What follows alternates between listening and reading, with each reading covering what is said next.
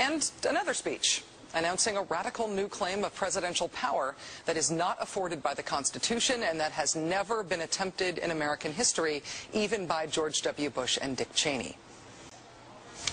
Our government made a series of hasty decisions. Poorly planned, haphazard approach. Too often, we set those principles aside as luxuries that we could no longer afford. Our government made decisions based on fear rather than foresight. The decisions that were made over the last 8 years established an ad hoc legal approach for fighting terrorism that was neither effective nor sustainable.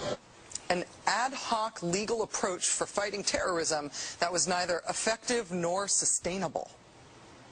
Ouch. Then, moments later, he announced his own ad hoc legal approach for fighting terrorism. President Obama today proposed something new, something called prolonged detention. Doesn't sound that bad, right? Prolonged detention. Did you ever see the movie Minority Report?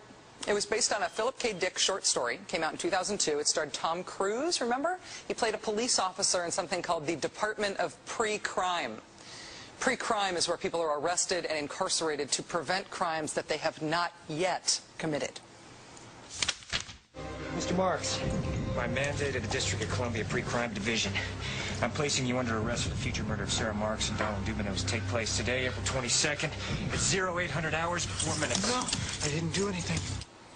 You didn't do anything, but you're gonna. Future murder. Creepy, right? Putting somebody in jail not for what they've done, but for what you're very sure they're going to do? There may be a number of people who cannot be prosecuted for past crimes. In some cases because evidence may be tainted, but who nonetheless pose a threat to the security of the United States. We're not prosecuting them for past crimes, but we need to keep them in prison because of our expectation of their future crimes. Al-Qaeda terrorists and their affiliates are at war with the United States, and those that we capture, like other prisoners of war, must be prevented from attacking us again. Prevented. We will incarcerate people preventively. Preventive incarceration. Indefinite detention without trial. That's what this is. That's what President Obama proposed today, if you strip away the euphemisms. One civil liberties advocate told the New York Times today, quote, "We've known this was on the horizon for many years, but we were able to hold it off with George Bush. The idea that we might find ourselves fighting with the Obama administration over these powers is really stunning."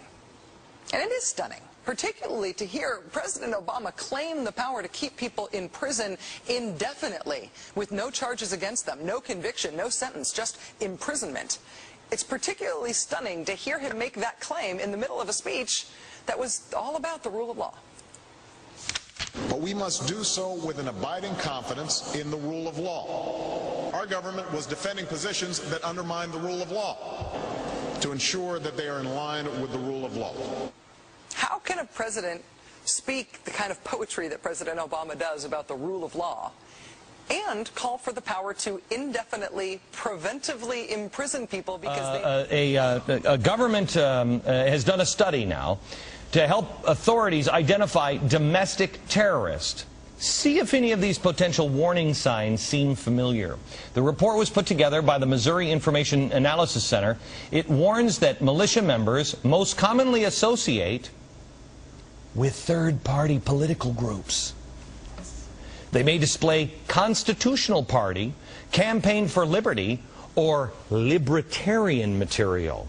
Militia members are, quote, usually supporters of Ron Paul, or Chuck Baldwin, or Bob Barr.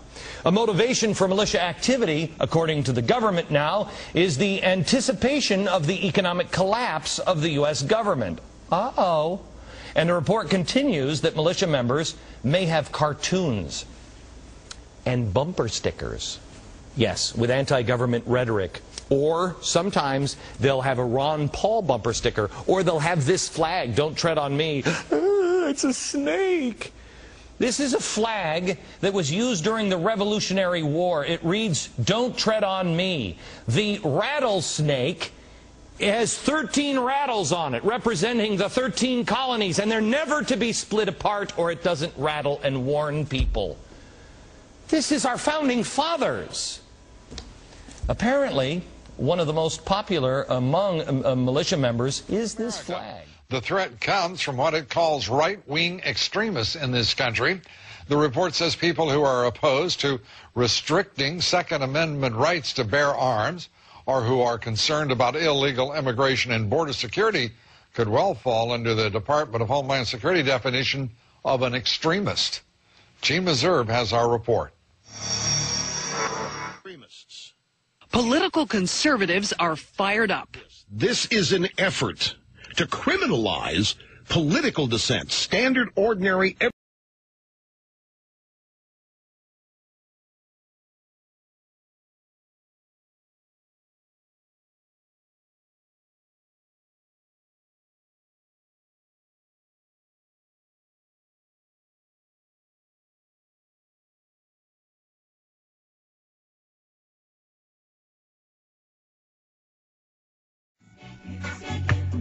Do you see this article? New legislation authorizes FEMA camps in the United States. This is up on Infowars.com and PrisonPlanet.com right now by Paul Watson. And you're like, Alex, you've shown us video of FEMA camps. You've been to FEMA camps. You've covered FEMA camps. The mainstream papers admit they've built FEMA camps. Why is this article so important? Why is this new piece of legislation so important, H.R. 645? Well, I went through a lot of that in the first hour today, but I want to go back over the main points and some other points I didn't flesh out entirely.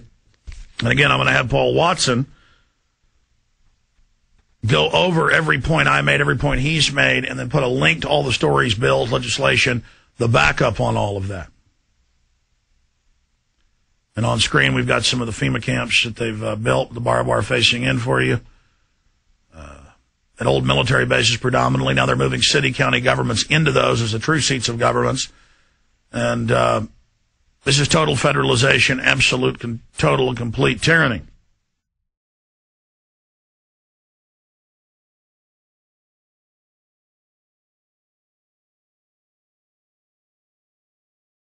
And I want to go back and remind you of May 24, 2006. We had the secret FEMA documents.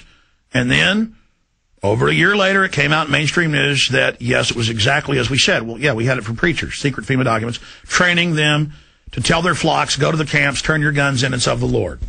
They're not doing all this for nothing. You know, they're saying...